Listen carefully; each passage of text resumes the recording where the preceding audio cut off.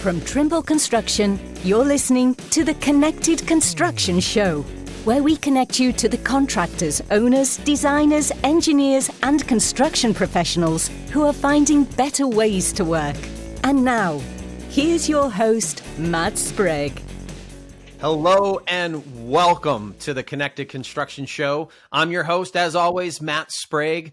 Very happy to have you all back with us again for another episode this week.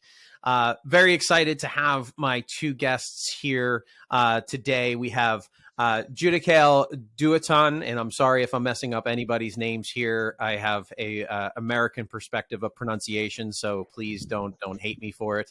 But Judicael is from the SNCF, which is the American translation would be the National Society of French Railroads. When you say that in French, it goes into the SNCF as opposed to the NSFR. So anyhow, and in addition, we also have Nassim Saoud from Trimble. So Nassim is the director of Trimble Consulting for EMEA. Welcome, guys, to the show. Hi, Matt. Thank you for having us. Thank you. So we're going to jump right in. First thing we always do is it's a get to know you. So Judicael, tell us a little bit about yourself. Where are you from? And how you got to be where you are today. Okay, thank you, Matt. Thank you, Nassim, for this opportunity to tell about exciting world of railways. And I'm Judicael Duhaton. I'm deputy director of the BEAM program at SNCF. BEAM program that's aimed to accelerate digitalization of the railway system, and I'm in charge of digital transformation of different kind of business units that's inside at SNCF to build the end-to-end digitalization of railways. So my background is I'm engineer on civil works, and I have earlier works on research. I lead a research program for many years, and now I'm also involved in European level at European Innovation Research Program that aim to build the next future generation of railway system, innovative railway system. Nassim, I'll kick it over to you. Same question. Let's get to know you. Pleased to be with you guys today. I'm based in Paris, like Judicael, my friend. I'm trained as an architect. I start my journey working in different design offices, and then I moved to Trimble. I've been there for 15 years. Times fly. So I'm leading Trimble Consultancy Group, which is, I would say, a service arm within Trimble that are crossing two approaches: the top-down, providing strategic advisory to support digital transformation within the AECO industry, but also crossing this with operational practice and rendering different consultancy at the project level. So I belong to a sectors called OPS, owners and public sectors, where we have a hyper focus on the owner as a persona on the value chain, which is probably the epicenters to have a more sustainable digital adoption on the infrastructure project. And Judicael took us to this journey. Yeah, and I'm biased because I am also a part of that same sector. But the one thing that I think is important here is that we talk about. So Judicael, you just mentioned the digitization of the railways in France, but really what we're talking was the digitization of everything within construction, and where we firmly believe is that it has to start with the owners, that they have to make it an edict that is going to be passed down throughout the process. So I'm loving the perspective, obviously, but again, I said I'm biased from the beginning. But so I guess to kind of start off, Judicael, tell us a little bit more or explain SNCF's role in modernizing infrastructure at the regional as well as the European and even the global scale. Yes, the railway system is something people know is something issue passionate peoples and train is something formally is something many people are passionate on that. And so the story of railways is something really earlier age of human transportation. You have railways, and so that means that technology that is used in railways is something you have follow different kind of centuries. Is something of former railway system is something really artisanal strength. You really build the railway system using human and using process, and now you have at digitalization stage of the railway also have a challenge to move for the next generation of transportation that can help everybody to fit the challenge of transportation, mass transit pupils, and also energy, environmental issues that is raised more and more in the world, and climate change issue that railway can help. So every this contest is also something railway professionals are aware on that, are working on that to make railway to be a part of the solution of the future transportation systems that is efficient, that is environmental friendly, but also that is really nice, fun for people, and also provide really value service for transportation of mass people, and alignment with the actual um, I mean the different kind of challenge that is our generation challenges. From my North American perspective of railways compared to European. My perspective is that the European railway system is far more mature than the North American. And you just brought up, but there's a lot of movement here in North America to actually grow it. And I think one of the main pieces that you just mentioned, which was its ability to have a substantial effect on climate change. Can you elaborate a bit more on that in terms of why rail can have that effect as opposed to other modes of transportation? Yes, that's. Thank you for this question. Is a key question. I know many people who are working in railways are aware on that, and also governments and people uh, who know that the carbon emissions is something critical for climate change, and so on and so on. Railway transportation is a more environmental friendly transport mode in the world now, because of using fossil energy is something is not now. Railways use electricity to work, but that raises also question of the source of energy, sure.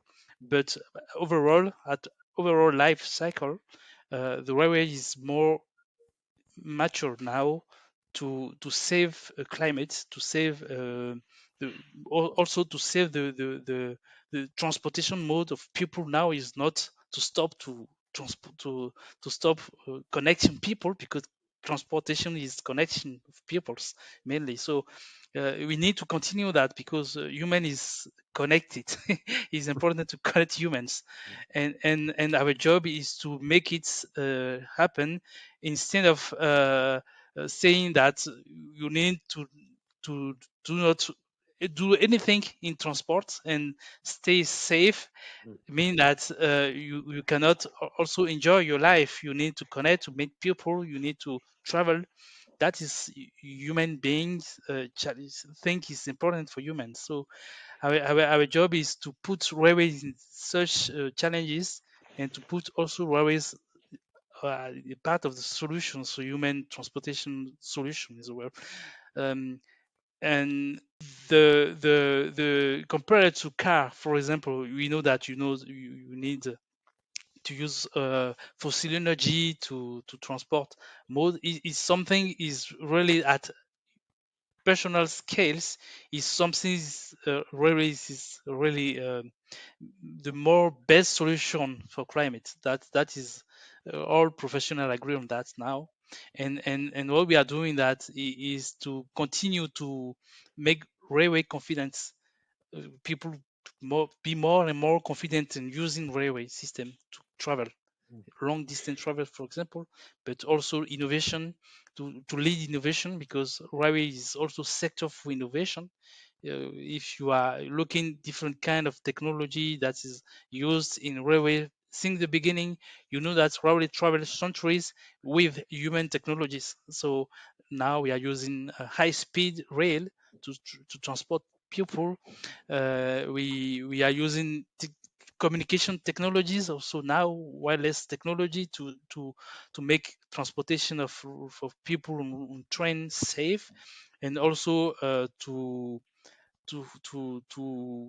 and to have some innovation that can be not only railway issue, but also that can help in general human to move and to get more experience in their life, also in transportation issues. I like very much what you said, GDK, because there's a great echo to the name of the show, Connected. So because that's probably mission one is, connecting people and moving peoples and goods. And in somehow what I learned, to be honest, tremendously working with SNCF, with GDK and his team over the last 7 years. So there's this notion of network. So the railway on itself is a kind of combination of different system and subsystem that on themselves are useless. A train station that makes sense only because it's before and after, like a travel journey. And you've been asking Matt this cascade of scale, going from regional to national to European and even to global. What is quite fascinating in Europe, and that's my life, because I'm going to Brussels and coming back on the same day. It's only 1 hour, and I can go to Amsterdam and come back. So this is this interconnected, no matter if there is different European countries, but this is a really highly collaborative industries where you have trains from other logos and other flags that are crossing and going from one to off. That's probably maybe slightly different to what you can experience in the US. So, and this cascade of scale resonate quite a lot on this deep transformation. And then it comes back to what we are doing, the way how we are making railway, the way how we're making station, and the interoperabilities, and how we can share, data sets from one to the others, and having some unified system that allowed this transition of peoples and even rolling stock from one side to the other. So I love this like cascade of effect here, right? So we both of you just kind of iterated that the purpose of transportation is to connect people. So we have connect, but it has the focusing on the efficiencies of rail has a great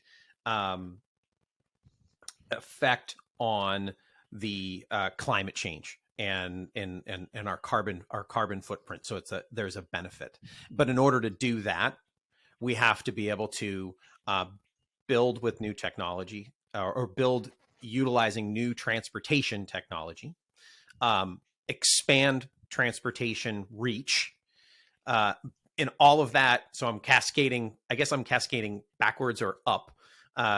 We've got to be able to build that, right? And building in itself historically has had a bad effect on carbon footprint. So we've got to learn how to be efficient there as well, because so from the entire run of that cascade, can we become more efficient and smarter with the way we build? So really, really long-winded way for me to ask kind of my next question to both of you, really. But tell us a little bit about like some projects that you've been working on with in that you've been proud of to lead at SNCF. So just kind of like we've talked about the need and what we're trying to accomplish, but tell us how you're getting that accomplished.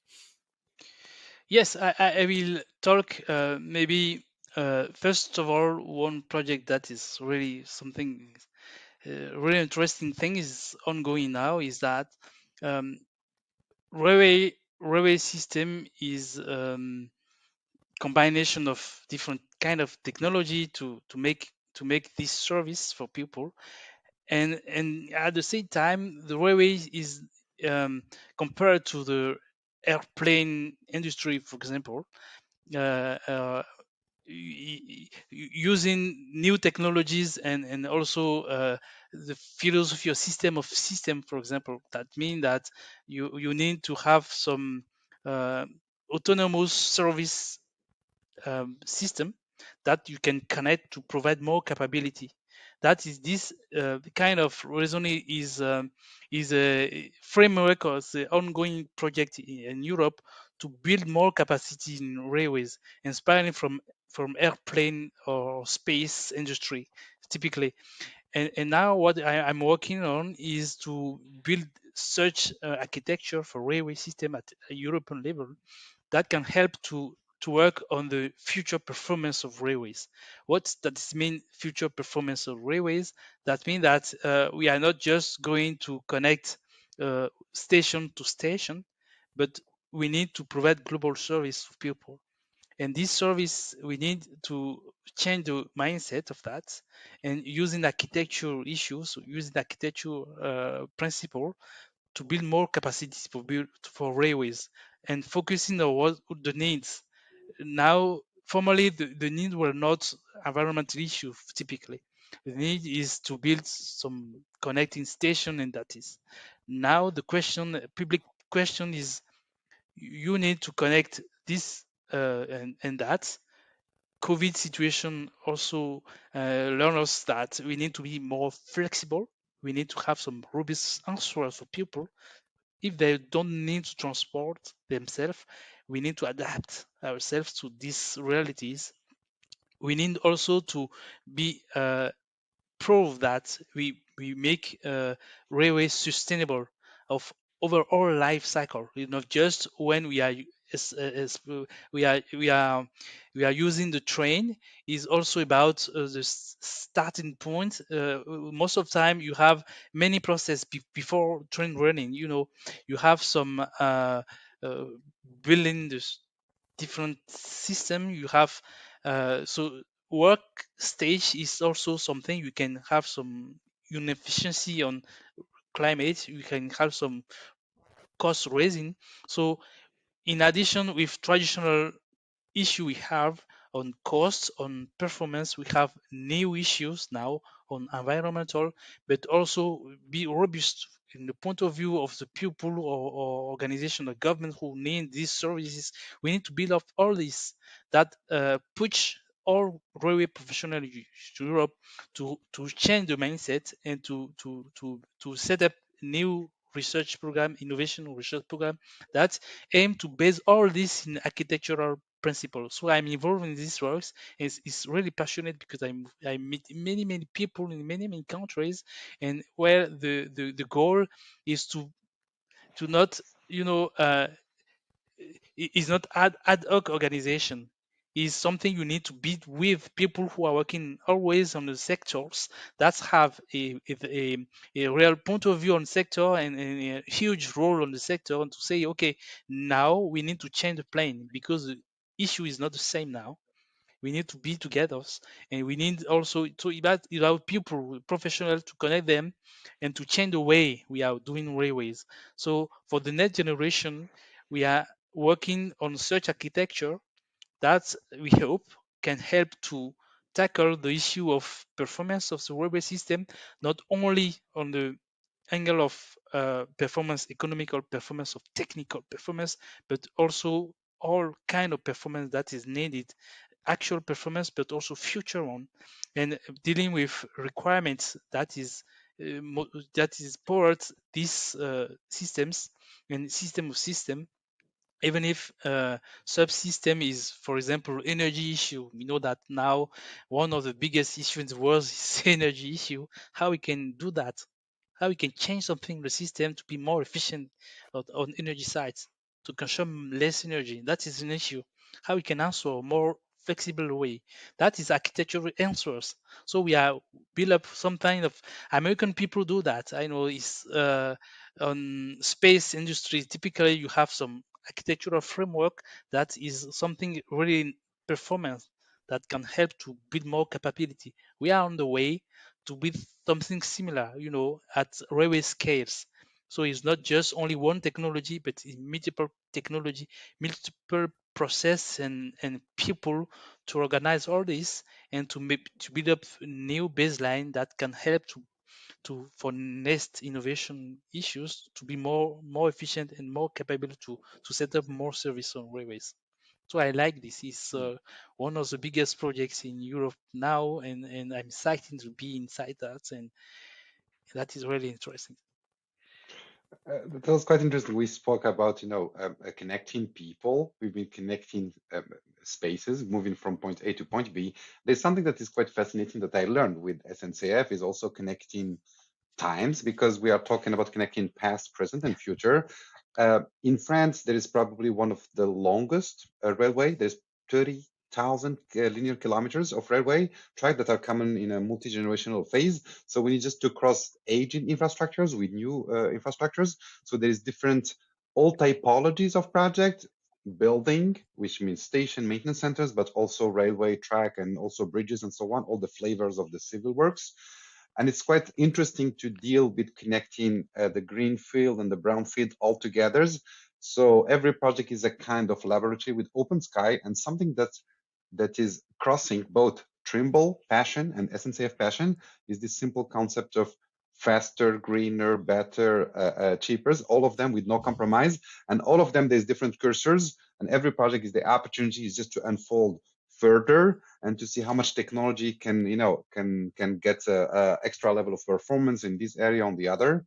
And once again, to bring it back to the seat of the owner, which is by far the most strategic, because it's the only one that lasts from design to build to operate. This is where we can inject some incremental changes, and also there is some kind of snowball value that goes and cross all those if something breaks, it's always at the connection, and the owners in somehow by providing some horizontality and connectivity and platforms and so on help to cross those balls and moving them from and it's not linear once again, from moving from design to build to operate, because the existing infrastructure is getting modernized, and GDKL said some interesting few words about the electrification of the actual corridors and so on. So, connecting spaces, connecting peoples, and connecting times.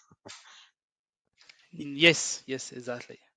And you just brought up something that it was an aha for me. So I interject these from time to time when I learn something. Maybe someone listening to catches on. But when you think about a rail network, in particular in terms of constructing, operating, maintaining, that there's a duality in that it's not only horizontal, but you also have the vertical pieces to it as well. And that's I was just trying to think really quickly if there were any other networks that I feel like they're either horizontal in civil or it's vertical in buildings. But this one actually has both of those, because you have basically your modes of transportation have to begin and end somewhere. But then you also have the old with the new, right? And how they have to fit together. So you can have an organization that maintains a bunch of buildings and they're separate. You can have an old building and a new building. You can build the new building without worrying about the old, worrying so much about the old building. But in this case, when you're trying to incorporate new transportation technology, you have the duality of vertical versus horizontal, but also the old with the new. So the complexities are numerous. Did I wrap my head around that right? Yes, that's correct. That's correct. SNCF is the owner of the network, entire network. So for performances, you need to set up some network somewhere, and in the world for many reasons you need to change something, and changing something may mean that you need to have some new technology, because you need to change and to answer new challenges at the space. So each space is particular. That means that even if you have the same technology at one place, you need to allocate it differently, because the requirement is not the same. You have this one, and and to have some global view of what happened on the network, to have some kind of uh, trade-off between different kind of transport mode and priorities of what you are transport and so on and so on. You need to change something, and you need to deal with different generation of technologies. You need to deal with different kind of requirement. Somehow, for example, it's not always the same kind of requirements. So you need to build up all this together, and to have some consistent network that works, that can bring people at the same you and security, because security, which is a fundamental one, and the security is the baseline. And on the top of that, you need to improve yourself. You need to build new technology. You need to find solution, because sometimes it's many constraints to build in the same space, and that's you have not only answer. So you need to find, and you need to innovate, and to find solution, and to make it happen, the solution happen, service happen. And Matt, So just to tell me expand about on, the sorry, or what you said, it's quite interesting because there's this duality between the verticals and the horizontal. Verticals being the buildings. It's complex. I've been involved in highly complex buildings, so I know what that means. And in somehow, I'm going to oversimplify. The BIM technology is helping the vertical worlds just to do this cross trade coordination and so on. And then you have the linear infra that can be highways, not only railways in somehow.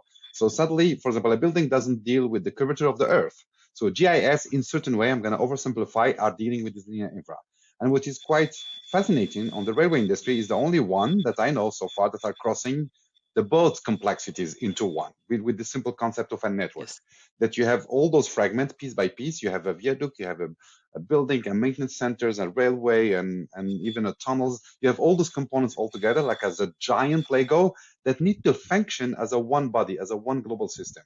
And in this one, you still can Exactly. find, I would say, the classical civil complexity, building below grade, geotechniques, and so on. But also there is something unique, which is catenary and how you supply energy into like a multi-kilometers corridors and so on. So that's what in somehow the journey is quite exciting between Trimble and SNCF, because we are sitting in these two worlds, helping the building side and the infra side.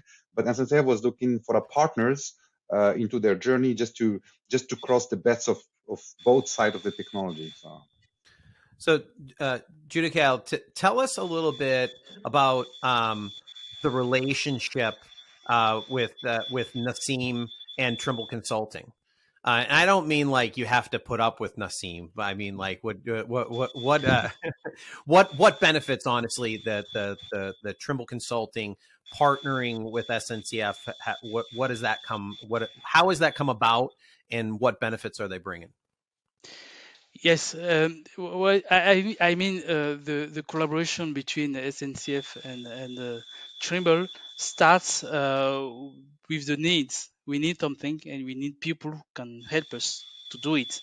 So discussion, and also openness to find solution that we are not find. I say we are not want to build something, buy something out of the box, but we need to partnership to find solution, and that collaboration with Nassim is really nice, and with Trimble in general is something we appreciate, because we are working not to find how to make this technology or make this in place, but we have solution. We have a problem, we have a need. I have some people who say me, okay, Judicael, okay, BIM may be a solution, but I need you to prove that that can works. That is, so me is not issue of trying this, using this is not the issue of using these tools, those one, but is how can I provide solution for them? That is my journey. Solution, help people.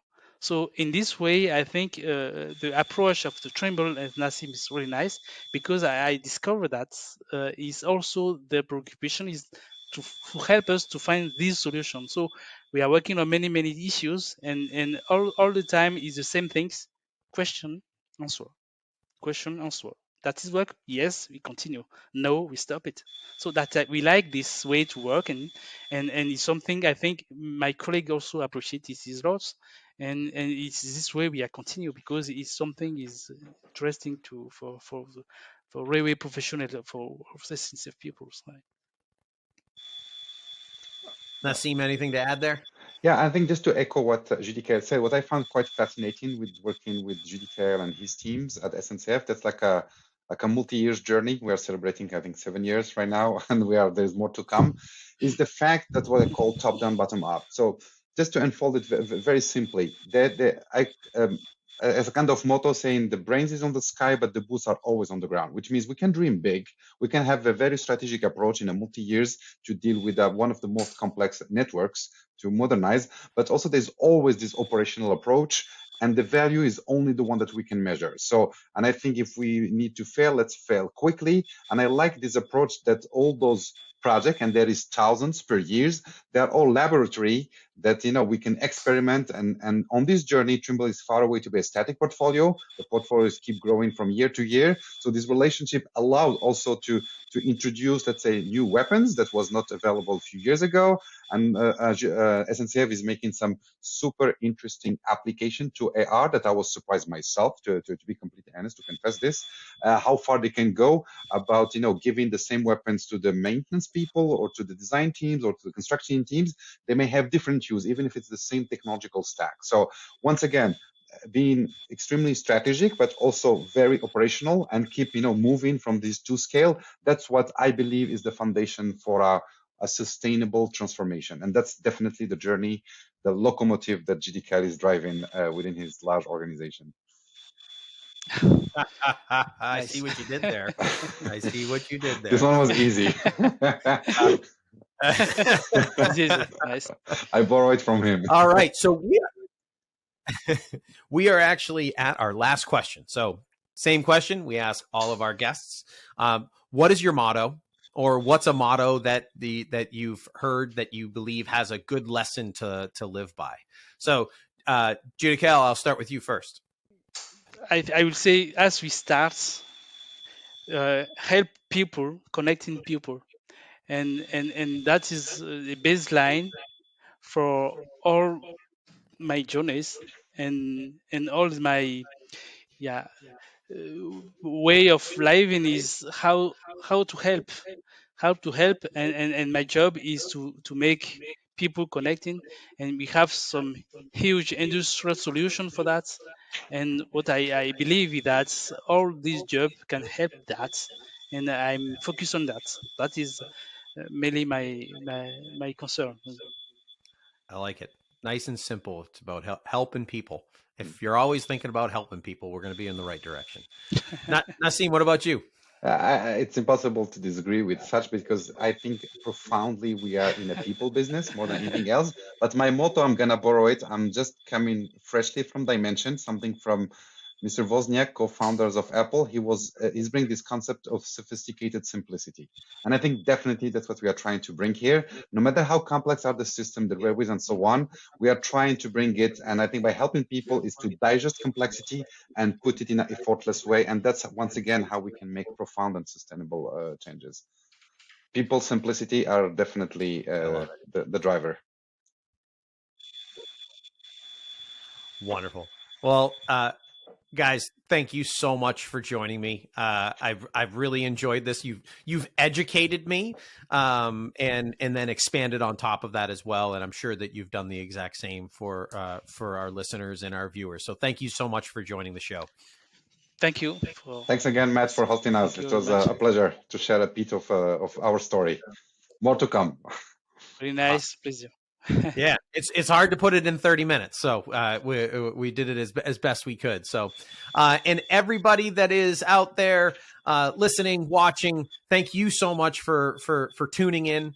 And until next time, stay connected.